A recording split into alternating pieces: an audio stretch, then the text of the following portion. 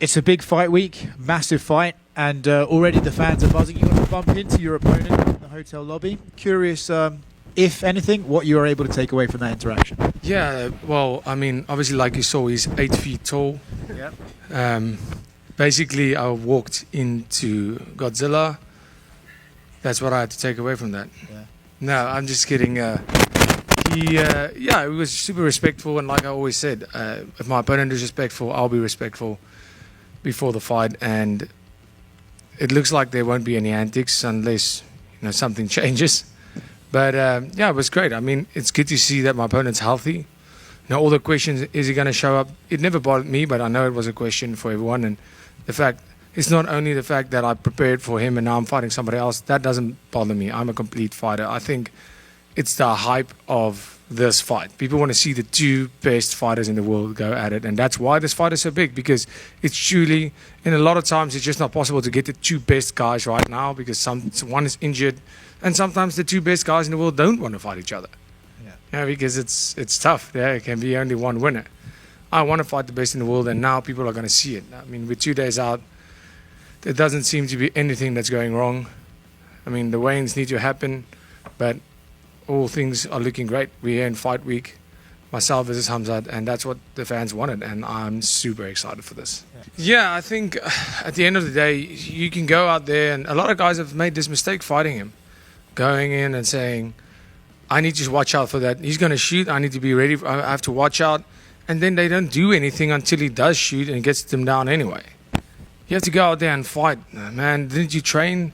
I understand that he's really good at wrestling and he's really good on the ground, but I mean, that is the game, I guess, right? It's almost, if you're fighting Israel Adesanya, are you going to start on your bum and try to butt scoot? No, you're going to have to fight him. That is how it is. And that's truly how I feel about this fight. Yes, he is going to shoot. And yes, he is probably going to take me down. But I'm going to shoot too, and I'm probably going to take him down.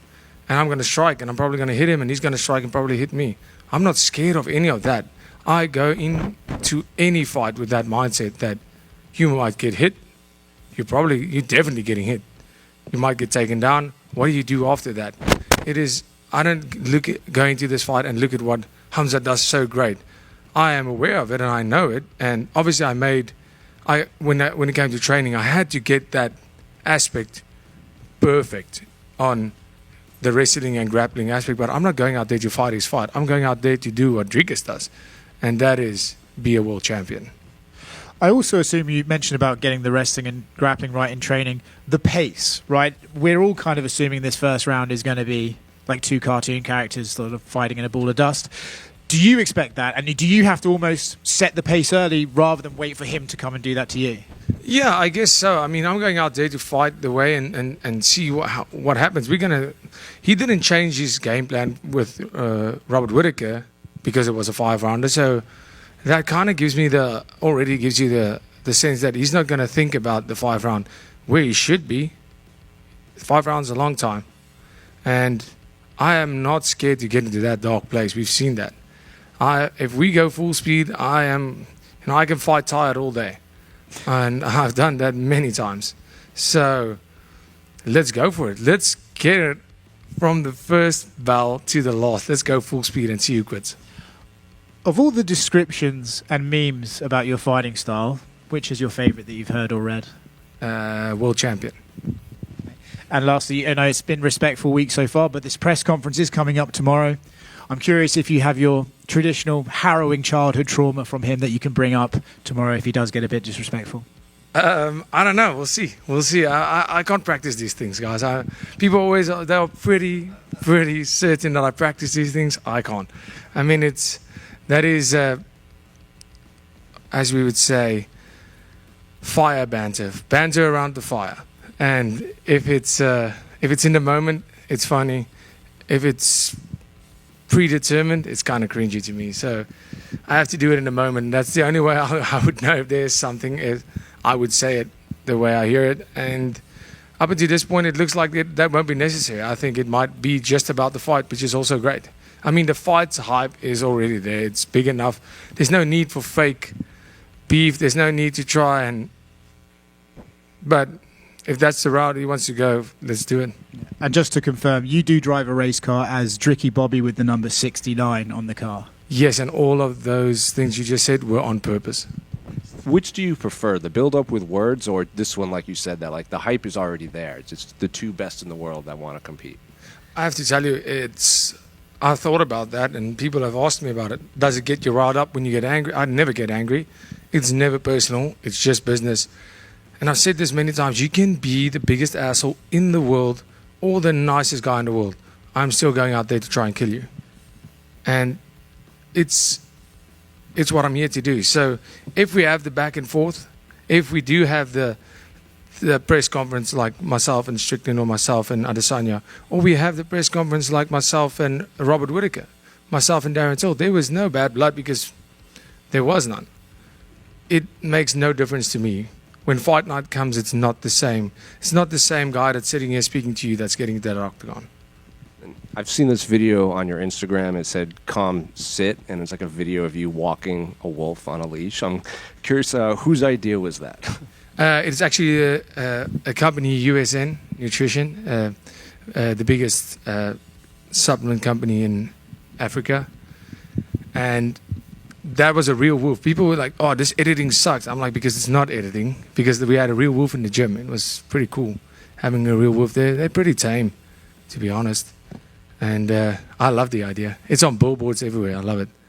You know, when you look at the amount of defenses and you look at a guy like Anderson Silva, for example, I think Anderson Silva is the GOAT because he's the guy. He's always been a hero of mine. But you have to look also in terms of era of title defenses, who these guys fought.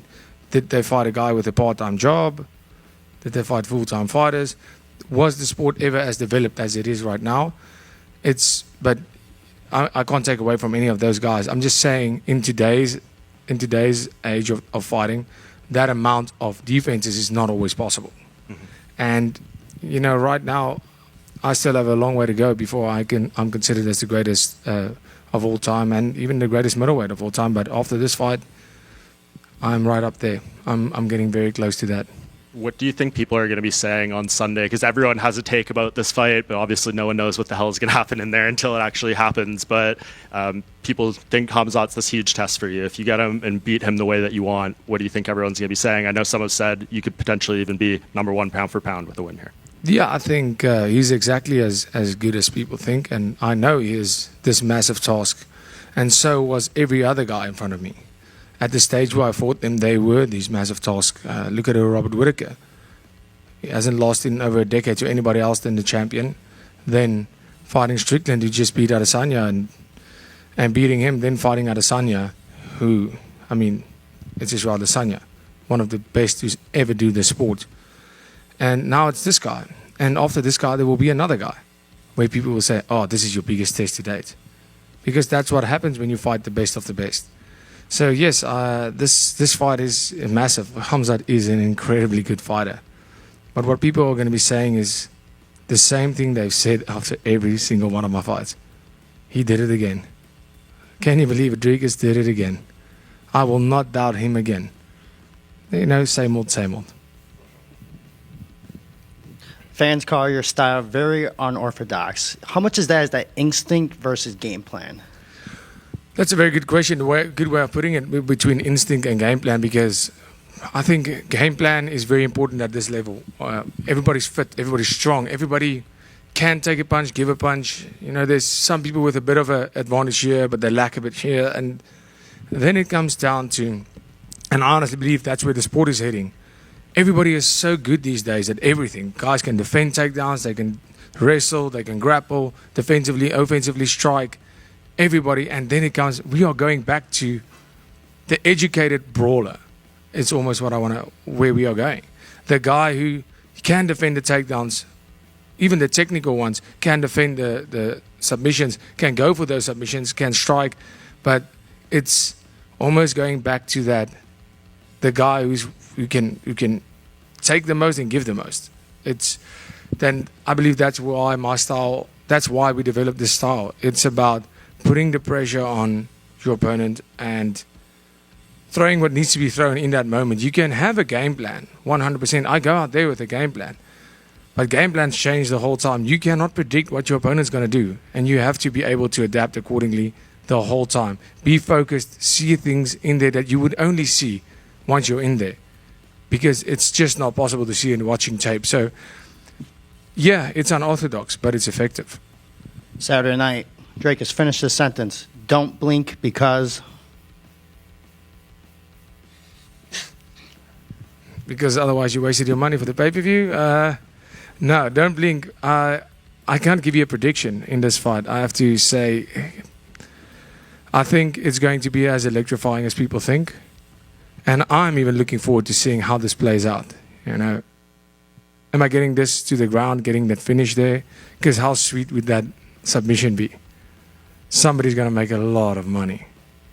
And, you know, is this fight going to be standing? You see this so many times, where you, especially when you have two guys that love to grapple, they keep it standing. And it's going to be very interesting to see where this fight takes place, and that plays a big role. For me, I am ready to go out there, and if this fight is only on the ground, so be it. Let's go for it. If this fight's only in the clinch, let's go for it. And if this fight is just an all-out brawl in the middle of the octagon, please, let's go for that. Thank you, guys. Thank you so much.